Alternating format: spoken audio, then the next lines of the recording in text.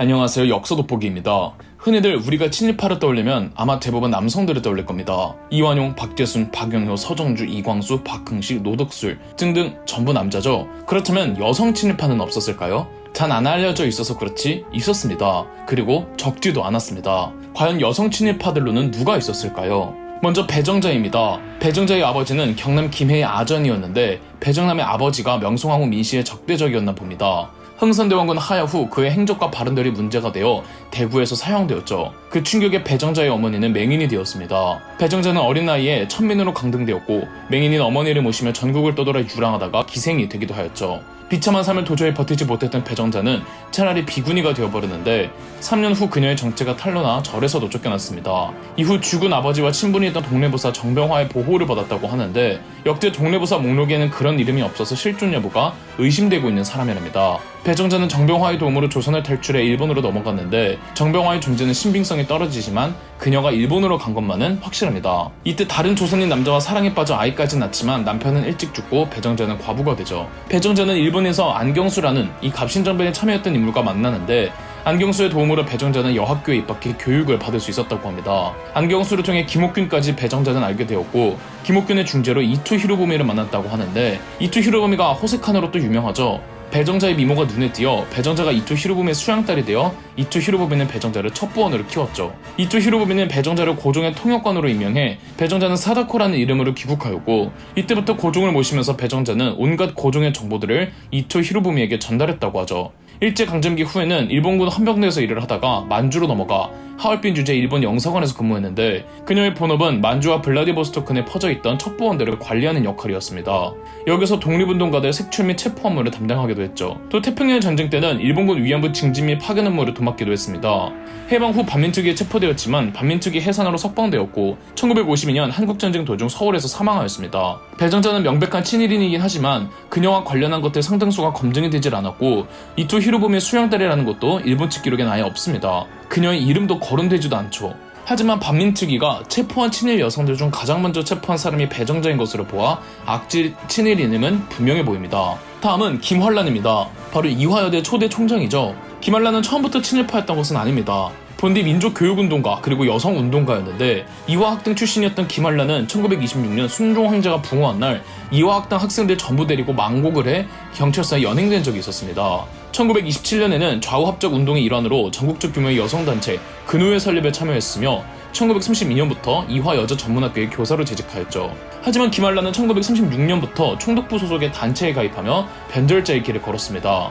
일제가 정신대를 모집하면서부터는 김환란은 이화여자전문학교의 여학생들을 정신대로 보내버리거나 정신대를 찬양하는 글들을 기고했죠. 김환란은 정신대에 자원하는 것이야말로 여성으로서의 각오라고 묘사를 했는데 그 글들을 보면은 파렴치하게 그지없습니다. 이제야 기다리던 징병제라는 커다란 감격이 왔다. 허둥지둥 감동에만 빠지는 것도 부질없는 일이지만 어쩔지를 모르고 눈을 휘둥그레 뜨고 갈래를 못 찾는 것도 현명한 태도는 아니다. 지금까지 우리 반도 여성은 그저 내 아들 내 남편 내 집이라는 범에서 떠나보지를 못했다. 떠나볼 기회가 없었다. 이제 우리에게도 국민으로서의 최대 책임을 다할 기회가 왔고 그 책임을 다함으로써 진정한 황국 신민으로서의 영광을 누리게 되는 것이다. 생각하면 얼마나 황송한 일인지 알 수 없다. 이 감격을 저버리지 않고 우리에게 내려진 책임을 다하기 위해 최선을 다할 것이다. 1941년에 조선임전보 국단이라고 이 친일 인사들끼리 조직한 조선 총독부의 황국 신민화 정책과 민족 말살 정책을 홍보해주던 단체가 있었는데 이듬해 1942년 김환란, 박마리아, 모윤숙, 노천명, 박순천 등 조선임전보 국단에서 친일 여성들끼리 조직한 조선임전보국단 부인대를 만들어 친일 활동을 전개했습니다. 김환란은 해방 후 1946년 이화여자전문학교를 이화여대로 전환시키며 이화여대의 초대 총장이 되었습니다. 김환란과 비슷한 친일파로 황신덕이 있습니다. 와세다 대학교를 졸업해서 국내 신문기자로 활동하던 황신덕은 김환란처럼 근우회의 창립 멤버이기도 했고 여성교육운동에 힘썼습니다. 황신덕은 어느 날 중앙여중 중앙여고의 전신이었던 경성가정여숙을 창립했는데 황신덕은 이 학교의 여학생들에게 징병 및 정신대를 격려하고 내보내기까지 했습니다.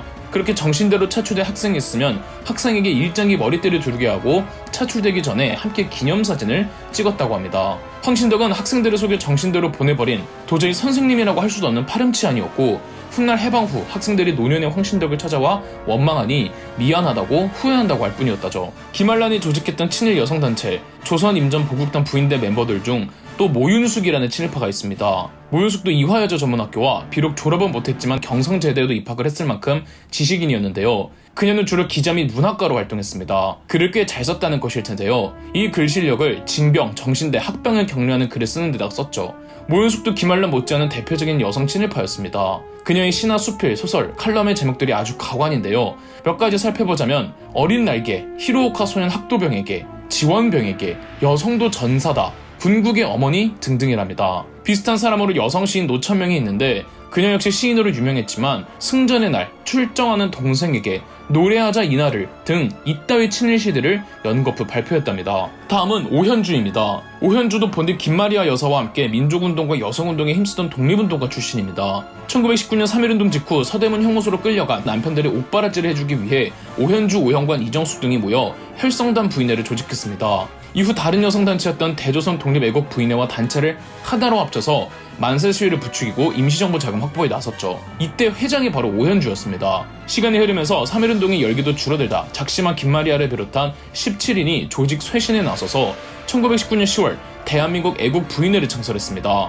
회장에는 김마리아 여사가 선출됐고 선임 회장이었던 오현주는 고문 역할을 맡았죠. 그러나 결국 오현주가 대한민국 애국 부인회를 배신해버리는데요. 오현주는 자신과 남편 그리고 언니 오현관의 안전을 보장해주는 조건으로 조직을 조선총독부에 밀고 하여 김마리아 여사를 비롯해 대한민국 애국 부인의 간부 상당수가 체포되어 끔찍한 고문들을 당했습니다. 이게 대한민국 애국 부인의 사건이죠. 오현주는 밀고를 한 덕에 3,000원이라는 거액의 상금을 받았습니다. 남편 강낙원도 악질 친일파였는데 해방 후 반민특위에 체포되자 남편의 강요로 인한 어쩔 수 없는 밀고였다며 발뺌했다죠. 반민특위 해산과 더불어 처벌을 받지는 않았습니다. 이외에도 일제강점기 조각가 김복진의 아내이자 카푸의 창립 멤버이기도 한 허하백은 총후 부인의 각오라는 기고를 통해 조선 청년들의 징병 및 징용을 환영한다면서 격려하였고 오늘날 성신여대의 전신을 설립한 교육자 겸 화가였던 이숙종은 태평양 전쟁 당시 젊은 여성들도 전쟁에 이바지할 수 있어야 한다는 글들을 발표하였으며 심지어는 공출 및 배급으로 조선인들의 불만이 쌓이자 이숙종은 쌀이 부족해 죽을 먹는다고 생각하면 안 된다. 건강을 위해 죽을 마시고 소화가 잘 되게 하기 위해서 채소를 먹는다고 생각해야 한다. 더욱더 맑고 상쾌한 기분으로 능률 있게 일하기 위해서 아침은 엽차만으로 때우는 것이라 생각하자는 망언을 하기도 했습니다. 홍승원처럼 아예 처음부터 친일 여성인 경우도 있었는데요. 홍승원의 아버지부터가 조선총독부의 중추관 출신이었고 홍승원은 노골적인 친일 여성단체 조선부인문제연구의 창립 멤버였으며 조선총독부가 정신대 동원을 하고부터는 아예 국민정신총동원 조선연맹의 지도위원이었습니다. 징병된 젊은 조선인 청년들을 보면서 황군이 행군하며 환호 소리를 듣는 듯하다라는 개소리를 하기도 했죠.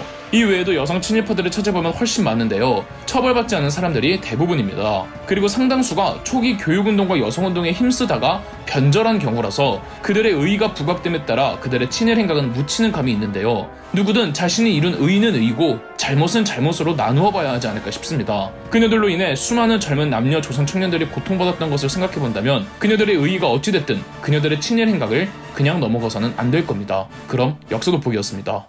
저희 역사돋보기가 멤버십 가입을 시작했습니다. 멤버십 가입을 해주신 분들 덕분에 영상 제작에 큰 도움이 되고 있습니다. 감사합니다. 영상 재미있으셨다면 구독과 좋아요, 알림 설정까지 해주시면 감사드리겠습니다.